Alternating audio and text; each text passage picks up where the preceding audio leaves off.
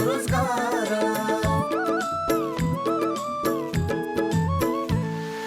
सबै मिलिजुली गरौँ उन्नतिको कर्म, स्वावलम्बी र समृद्धि नै सहकारीको मर्म। समानता र स्वाधीनताको भावनाले भरौँ, आर्थिक अनि सामाजिक सांस्कृतिक विकास गरौँ। सहकारी दर्पण, सहकारी दर्पण, सहकारी दर्पण। नमस्कार, सहकारी दर्पण कार्यक्रमको तर्फबाट यो कार्यक्रम प्रत्येक महिनाको पहिलो र तेस्रो शनिबार साँझ 6 बजेदेखि करिब 25 मिनट अवधिभर सहकारीका विविध विषयवस्तु समावेश गरी प्रस्तुत गर्ने गरिन्छ। स्वागत एवं सहकारी अभिवादन आजको यो श्रृङ्खलामा पनि सम्पूर्ण दर्शक महानुभावहरूमा। दर्शक महानुभावहरू, आजको कार्यक्रममा हामी सहकारी गतिविधि र कालीकोट जिल्लाको एउटा सहकारी संस्थाले सञ्चालन गरेका क्रियाकलापहरू प्रस्तुत गर्नेछौँ। कार्यक्रम सुरु गरौँ सहकारी गतिविधिबाट।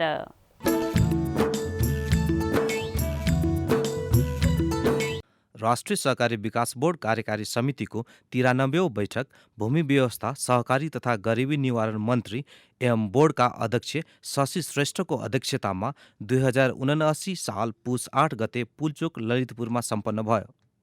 बैठकमा मन्त्री श्रेष्ठले उद्देश्य अनुरूप परिवर्तित सन्दर्भमा सहकारी क्षेत्रको नीति निर्माण, विकास र प्रवर्धनको कार्यमा बोर्ड लाग्नुपर्ने, बोर्डको जग्गाको उपयोगमा सहकारीलाई बढी प्राथमिकता दिनुपर्ने बताउनुभयो। सदस्यहरूलाई स्वागत गर्दै बोर्डका सहअध्यक्ष मित्रराज दवाडीले बैठकमा प्रस्तावहरू पेश गर्नुभएको थियो। बोर्ड बैठकले चालु आर्थिक वर्ष 2079-80 सालको बजेट तथा कार्यक्रम समेत स्वीकृत गरेको थियो। राष्ट्रिय सहकारी विकास बोर्डले निवर्तमान भूमि व्यवस्था, सहकारी तथा गरिबी निवारण मन्त्री एवं बोर्डका अध्यक्ष शशि श्रेष्ठलाई एक कार्यक्रमको आयोजना गरी 2079 साल पुस 12 गते बिदाई गरेको छ। बिदाई मन्तव्य राख्दै मन्त्री श्रेष्ठले आफूले जिम्मेवारी पूरा गर्न कर्तव्यनिष्ठ भएर काम गरेको बताउनुभयो। उहाँले सहकारी क्षेत्रको विकासका लागि सहकारी क्षेत्रका उच्च निकाय र सम्पूर्ण सहकारी अभियानको पुनर्संरचना गर्न आवश्यक रहेको बताउँदै सो कार्य अगाडि बढेको बताउनुभयो। उहाँले उत्पादन र उद्यमशीलताको विकास गरी सहकारी मार्फत गरिबी निवारण गर्नुपर्नेमा जोड दिनुभयो। मन्त्री श्रेष्ठले बोर्डको महत्त्व र अस्तित्व सहकारी अभियानको विकास र प्रवर्धनसँग जोडिएको हुँदा यसलाई क्रियाशील बनाउनु पर्ने बताउँदै बोर्डका कर्मचारीहरू एकजुट भई सक्षम र लगनशीलतापूर्वक लाग्नुपर्ने सुझाव दिनुभयो। बोर्डका सहअध्यक्ष मित्रराज दवाडीले बोर्डको महत्त्वलाई बुझेर साथ सहयोग दिनुभएकोमा मन्त्री श्रेष्ठप्रति आभार व्यक्त गर्नुभयो। कार्यक्रममा बोर्डका सम्पूर्ण कर्मचारीहरूको उपस्थिति रहेको थियो। राष्ट्रिय सहकारी विकास बोर्डका सदस्य सचिव चक्रबहादुर पराजुलीको 2079 पुस 5 गते बोर्डले एक कार्यक्रमको आयोजना गरी बिदाई गरेको छ। कार्यक्रममा भूमि व्यवस्था, सहकारी तथा गरिबी निवारण मन्त्री एवं बोर्ड अध्यक्ष माननीय शशि श्रेष्ठले सदस्य सचिव पराजुलीलाई सहकारी क्षेत्रमा योगदान पुर्याउनु भएकोमा धन्यवाद दिनुभयो। मन्त्री श्रेष्ठले काम गर्दा कहिले सहज हुने र कहिले त्रुटि हुन्छ, त्यसलाई सकारात्मक ढङ्गले लिनुपर्छ र आफ्ना कमी कमजोरीलाई सच्याउँदै अघि बढ्न सक्नुपर्ने बताउँदै आगामी जीवन निरन्तर रूपमा सहकारी क्षेत्रमा लाग्नका लागि सुझाव दिनुभयो। बोर्डका सहअध्यक्ष मित्रराज दवाडीले बोर्डमा रहँदा प्राप्त गरेको सहकारीका ज्ञान र अनुभवलाई सहकारीको विकास र प्रवर्धनका लागि उपयोग गर्न आग्रह गर्नुभयो। बिदाई मन्तव्य दिँदै सदस्य सचिव पराजुलीले आफ्ना अनुभव सुनाउँदै सबैसँग हातेमालो गर्दै एउटै परिवार भएर काम गर्न पाउँदा खुसी व्यक्त गर्नुभयो। बोर्डको प्रगतिको कामना गर्दै सबै कर्मचारीहरूलाई धन्यवाद दिनुभयो। दर्शक महानुभावहरू, सहकारी गतिविधिपछि अब प्रस्तुत गर्दैछौँ कालीकोट जिल्लामा रहेको हिमचुली कृषि सहकारी संस्थाले सञ्चालन गरेका क्रियाकलापहरू आजको संस्था चिनारीमा।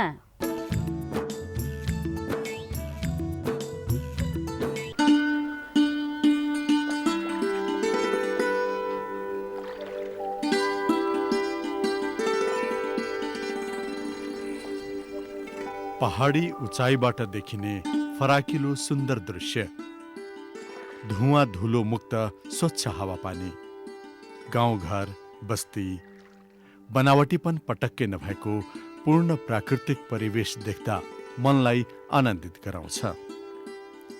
यो परिवेश हो कर्णाली प्रदेश अन्तर्गत पर्ने कालीकोट जिल्लाको। यहाँका अधिकांश बासिन्दाको जीवनयापन कृषिमै आधारित रहेको पाइन्छ।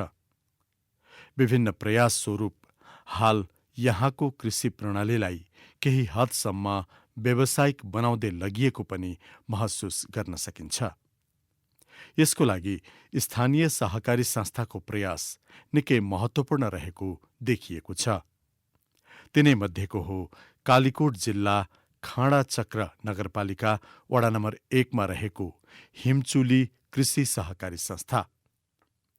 विक्रम सम्वत 2065 सालमा स्थापना गरिएको यस संस्थाले आफ्नो उद्देश्य अनुसार कृषिलाई पूर्ण प्राथमिकतामा राखेर कार्यक्रमहरू सञ्चालन गर्दै आएको पाइन्छ।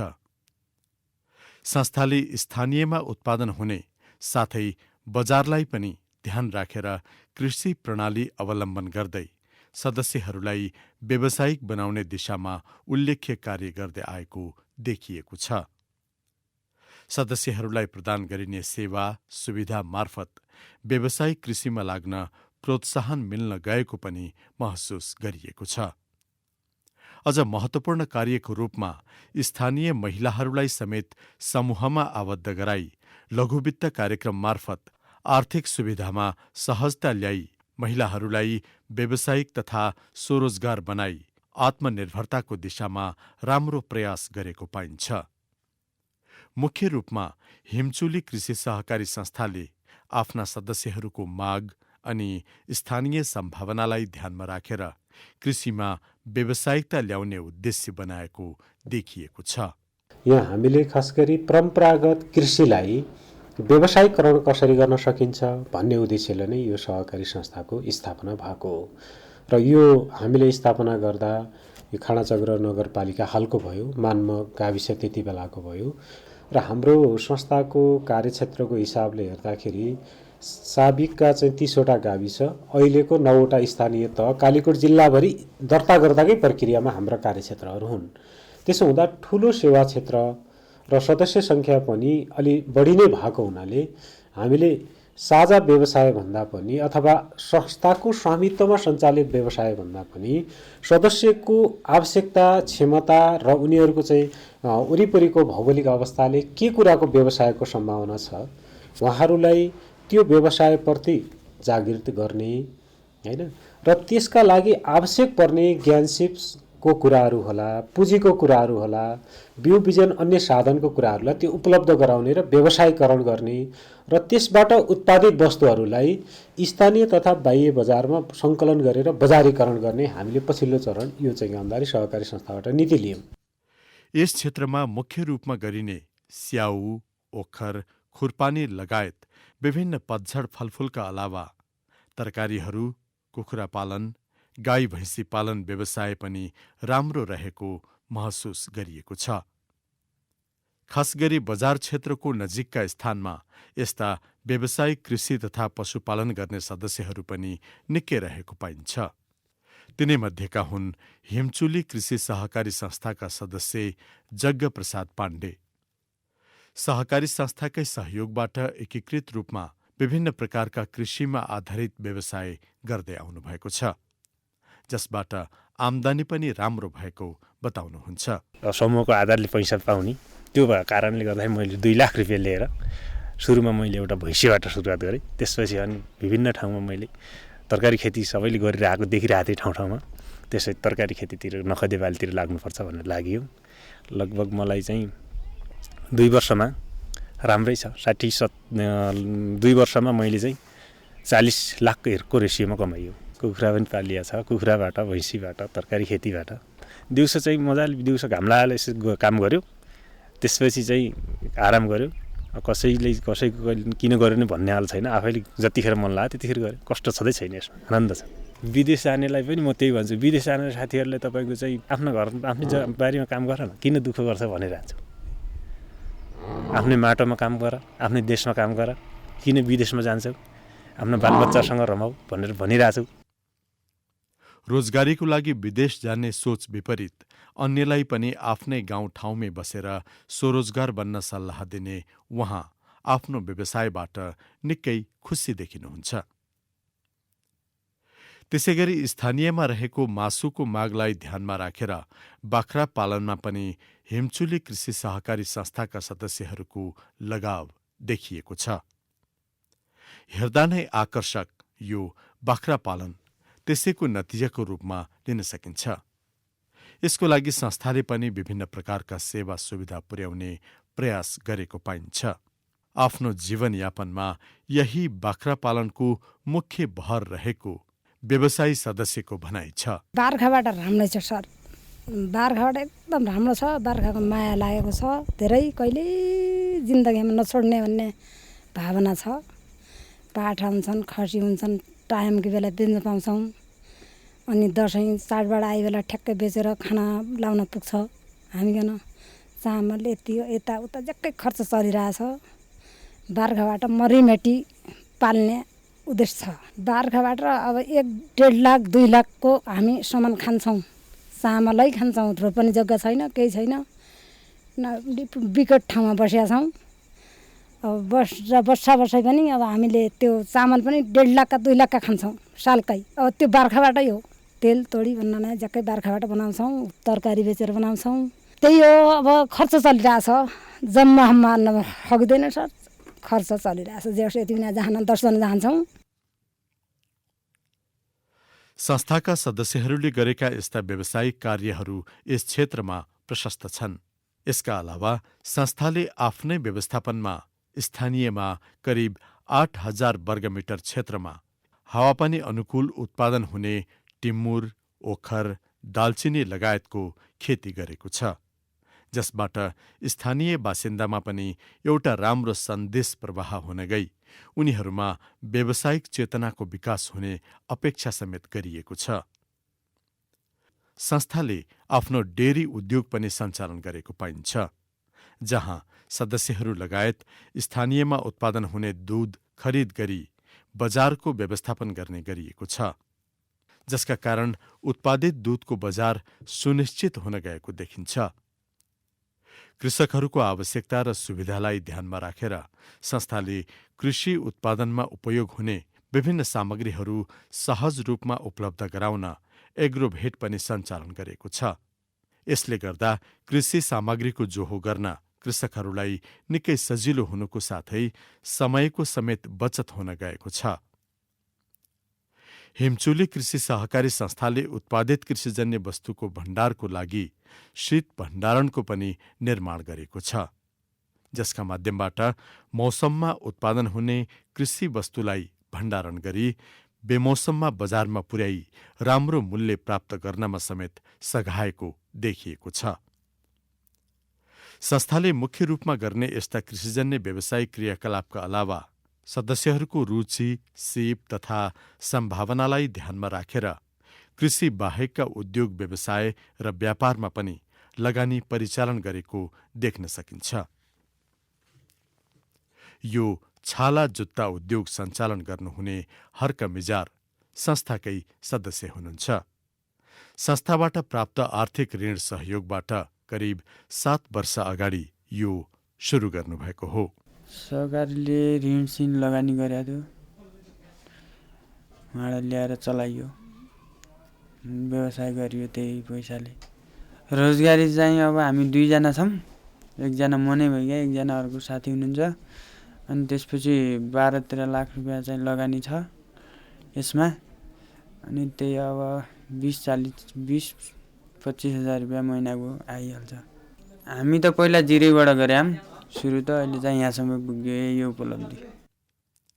त्यसैगरी स्थानीयमै यो छापाखाना सञ्चालन गर्ने हिरामणि चौलागाई पनि हिमचुलीकै सदस्य हुनुहुन्छ। 4 जना परिवार र 2 जना सहयोगीका साथ सञ्चालन गर्नुभएको यो छापाखाना विस्तारमा सहकारी संस्थाले धेरै सहयोग गरेको बताउनुहुन्छ। पहिला अन्यत्र छापाखानामा काम गरेर अनुभव सङ्गालेपछि सानो लगानीबाट आफैले थालेको बताउनुहुने उहाँ अहिले यसबाट मिलेको आर्जनले निकै खुसी देखिनुहुन्छ। मैले चाहिँ अब आफै खुल्नुपर्छ भन्ने लाग्यो। त्यसपछि चाहिँ मैले चाहिँ 39,000बाट व्यवसाय सुरु गरेको थिएँ। 39,000बाट व्यवसाय सुरु गरेको अनि अहिले लागत चाहिँ समथिङ 3 करोडको हाराहारी। यो जिल्ला कालीकोट जिल्लाको 82वटा वडाहरूमा यो सबै मबाटै जाने हो। फ्ल्यास प्रिन्टदेखि लिएर स्क्रिन प्रिन्ट, अफसेट पेरेसहरू, त्यसपछि छापहरू भयो, छपाईहरू, सम्पूर्ण छपाईका कामहरू, त्यसपछि टी सर्ट, झोला, भेस्ट, कपहरू सामनेदेखि लिएर सबै कामहरू यहाँ हुन्छ। स्टेसनरी पनि सबै कामहरू स्टेसनरीको सबै सेवा सुविधा, छपाई सम्बन्धी, इन्टरनेट, अनलाइन सम्बन्धी, फर्महरू भर्नेदेखि लिएर सबै काम म आफैले गरिरहेको छु। महिनाको कमाइ चाहिँ त्यति चाहिँ छैन। महिनाको त्यही 2-2.5 लाख रुपियाँ। 2 जना स्टाफ हुनुहुन्छ, त्यसपछि चाहिँ 4 जना हामी 6 जना छौँ। आफ्ना कार्यक्रम तथा सदस्य अनि समुदायमा पुर्याएको योगदानको कदर स्वरूप 2068 सालमा राष्ट्रिय सहकारी सङ्घबाट उत्कृष्ट सहकारी व्यवसाय पुरस्कार समेत प्राप्त गर्न सफल भएको यो संस्थाले विभिन्न समयमा विभिन्न संस्थाहरूबाट कदर तथा सम्मान प्राप्त गरेको देख्न सकिन्छ। मुख्य रूपमा सदस्यहरूको अवस्था माथि उठाई व्यवसायिक क्रियाकलाप मार्फत आत्मनिर्भर बनाउन संस्थाले गरेको प्रयासले राम्रो नतिजा प्राप्त गरेको र संस्था पनि सबल बन्दै गएको पदाधिकारीको भनाइ छ। स्थापनाको बेला 25 जना सदस्य हुनुहुन्थ्यो। यसको अहिले हाल 13,941 जना शेयर सदस्य छन्, जसमध्ये महिला मात्रै 8,500 हुनुहुन्छ, बाँकी पुरुष सदस्यहरू हुनुहुन्छ भने यसको शेयर पुँजी 6,84,19,700 शेयर पुँजी छ भने यसको कर्जा लगानी 36 करोड कर्जा लगानी छ। लगानी क्षेत्र हाम्रो धेरैसो कृषि क्षेत्रमा बढी फोकस गरेका छौँ। हामी लगानी क्षेत्र तरकारी खेती, कुखुरा पालन, भैँसी पालन, बाख्रा पालन, यस्ता क्षेत्रहरूलाई बढी फोकस गरेका छौँ। हामीले 2वटा भवन लगाएका छौँ। एउटा राजकोट, सेवागारले राजकोटमा 78 लाख जति, 78 लाख ठ्याक्कै 78 लाख भवन राजकोटमा लगानी भएको छ भने 3 करोड केन्द्रीय कार्यालयमा यहाँको भवनमा 3 करोड लगानी भएको छ। हामीले सोलरको पसल खोलेका छौँ। त्यो पसलबाट सदस्यलाई उज्यालोको लागि बत्तीको सुविधा छैन, ग्रामीण इलाकामा बत्ती गएको छैन। हाम्रो सदस्यहरूले किस्ताबन्दी रूपमा 200, 300, 400, 500 पनि तिरेर मासिक रूपमा सोलर बाल्न पाउनु भएको छ। पहिलो कुरा सदस्यको घरमा कसरी उज्यालो गर्ने भन्ने अभियान थियो। अहिले धेरैसो सबै सदस्यहरूको घरमा उज्यालो बत्ती सबैले सोलर बाले हुन्छन् हाम्रो सदस्यहरूले। अर्को कुरा हामीले अर्ग्यानिक पसल भनेर खोल्न खोजिरहेका छौँ। तयार भइसकेको छ, सम्पूर्ण पूर्वाधार तयार भइसकेको छ। हामी अब अहिले सदस्यको उत्पादन भएको वस्तु सबै त्यहाँ राख्ने र त्यहीँबाट बिक्री गर्ने भनेर हामी त्यस्तो सोच बनाएका छौँ। कालीकोट जिल्लामा रहेका विभिन्न सम्भावनालाई ध्यानमा राखेर कार्य गर्दै जाने र सँगसँगै बजारीकरणलाई पनि प्रभावकारी बनाउने सोचका बावजुद जडीबुटी उत्पादन र प्रशोधन मार्फत अझ राम्रो नतिजा निकाल्न सकिनेतर्फ प्रयास गर्दै जाने भनाइ पनि छ। कालीकोट उद्योग वाणिज्य सङ्घको अध्यक्ष समेत रहनुभएका हिमचुली कृषि सहकारी संस्थाका सल्लाहकारको हिमचुली कृषि सहकारी संस्थालाई अब हामीहरूले व्यावसायिक हिसाबले अगाडि बढ्नुपर्छ भनेर यहाँहरूलाई सल्लाह दिएको छु। विभिन्न कृषि क्षेत्रमा साना उद्योगहरू सञ्चालन गर्नको लागि पनि हिमचुली कृषि सहकारी संस्थाबाट उहाँहरूलाई लगानी गरेर त्यहाँ जुन हाम्रो यहाँ हिमचुली कृषि सहकारी संस्थाले उत्पादन गरेका वस्तुहरू जो छ त्यसको लागि बजारीकरणको लागि पनि उद्योग वाणिज्य सङ्घले समन्वय गरेर त्यो बिक्री गर्नको लागि हामीहरूले पनि जिम्मा लिन्छौँ र दुईटै संस्थासँग हाम्रो समन्वय अगाडि बढिराखेको छ। हाम्रो कर्णाली भनेको जडीबुटी उत्पादन हुने क्षेत्र भएको कारणले अब जडीबुटीको खेती गरेर जडीबुटी प्रशोधन केन्द्रको स्थापना गरेर यो हामीहरूले यहाँ जुन हामीले यहाँबाट कच्चा पदार्थहरू जडीबुटीहरू बाहिर गएको छ यहाँ प्रशोधन गरेर हामीहरूले बाहिर पठायौँ भने मनज्ञ आम्दानी गर्न सक्छौँ र यहाँका जुन हाम्रा किसान दाजुभाइहरू हुनुहुन्छ उहाँहरूको आर्थिक विकासको लागि टेवा पुग्नेछ भनेर मैले सल्लाह दिइराखेको छु। सहकारीको माध्यमबाट भएको परिवर्तन र प्रभावलाई ध्यानमा राखेर स्थानीय निकायले पनि यसमा बल पुर्याउन सहकारीलाई सघाउँदै जाने सोच अनुरूप विभिन्न योजना तथा कार्यक्रमलाई अगाडि बढाउने धारणा लिएको पाइन्छ। मूलत हाम्रो वडा कृषि पकेट एरिया नै हो र त्यो वडामा यो हिमचुली कृषि सहकारी संस्थाले योभन्दा अगाडि तरकारी बिउबिजनदेखि लिएर चाहिँ बाख्रा पालन, कुखुरा पालन लगायतको यो क्षेत्रमा चाहिँ सपोर्ट गरेको छ र मेरो वडाबाट कम्तीमा पनि चाहिँ तपाईँको बयर जातिका खसीदेखि लिएर चाहिँ कति सकिन्छ वडाको बजेट धान्ने तरकारी बिउबिजनदेखि लिएर त्यो सबै मैले चाहिँ सपोर्ट गर्दै आएको छु र मैले त्यो गर्ने लक्ष्य राखेको छु। ढुवानीको लागि चाहिँ तपाईँको अन्य सङ्घ संस्थाको पनि सहयोगको चाहिँ अपेक्षा राख्दै मैले आफूले पनि वडाको चाहिँ जेनतेन बजेटबाट एउटा ट्र्याक्टरसम्म हालियो भने किसानले चाहिँ तपाईँको चाहिँ 1.5-2 घन्टाको बाटोमा चाहिँ त्यो तरकारी बोकेर ल्याउनुपर्छ। त्यो चाहिँ समस्यालाई चाहिँ मैले चाहिँ हल गर्ने त्यो समूहलाई चाहिँ सकियो भने एउटा ट्र्याक्टर उपलब्ध गराउन सकिने, नभए कम्तीमा चाहिँ सहायता गरेर ढुवानीको चाहिँ सपोर्ट गर्ने त्यो समूह जो छ महिलाहरूको असाध्यै मेहनतका साथ उहाँहरूले चाहिँ तपाईँको तरकारी लगाइराख्नु भएको छ र यो सिङ्गो बजारलाई कालीकोट जिल्लाको सदरमुकामलाई 60% चाहिँ तपाईँको चाहिँ तरकारी चाहिँ त्यही मेरै वडाले चाहिँ यहाँ चाहिँ खपत गर्छ। हाल हिमचुली कृषि सहकारी संस्थाको क्रियाकलापको प्रशंसा गर्दै सबै सहकारीलाई मर्म र भावना अनुरूप सञ्चालन गर्न नगरपालिकाको तर्फबाट पनि पहल हुँदै जाने भनाइ छ नगर उपप्रमुखको पनि। अहिले हिमचुली सहकारीले जिल्लाभरिमै एउटा खालको वर्चस्व भनौँ न स्थापित भएर बसेको स्थिति छ। हामी नगरपालिकाले के कन्सेप्ट ल्याएका छौँ भने कृषिमा आधारित समुदायलाई यो सहकारको नीति नम्स अनुसार र कानुन बमोजिम समूहहरू बनाउने अनि समूहहरू बनाएर सहकारीहरू बनाउने र सहकारीहरूलाई पनि एकत्रित गरेर चाहिँ विशेष गरी कृषि क्षेत्रतिर जोडेर लैजाने भन्ने हामीले कार्यक्रम राखेका छौँ। कस्तो छ भने चाहिँ सहकारीलाई व्यवस्थित गरेर लैजाने भन्ने हामीले होइन जनतामा एउटा खालको प्रतिबद्धता जाहेर गरेका छौँ। आफ्नो उद्देश्यलाई किञ्चित नभुली इमान्दारीपूर्वक कार्य गर्दै जाने हो भने सफलताको बाटोमा अवश्य अगाडि बढ्न सकिन्छ भन्ने पाठ कालीकोट जिल्लाको खाँडाचक्र नगरपालिका वडा नम्बर 1 मा रहेको हिमचुली कृषि सहकारी संस्थाले गरेका कार्य र त्यसको परिणामबाट पनि बुझ्न सकिन्छ। यसरी उदाहरणीय कार्य गर्दै अगाडि बढ्न सकेकोमा पक्कै पनि संस्था प्रशंसाको भागीदार बनेको छ नै। अब आउँदा समयमा पनि संस्था अनि सदस्यहरूको हितमा कार्य गर्दै स्थानीय विकासमा संस्थाले गरेका प्रयासमा सफलता मिल्दै जाओस् हाम्रो शुभकामना।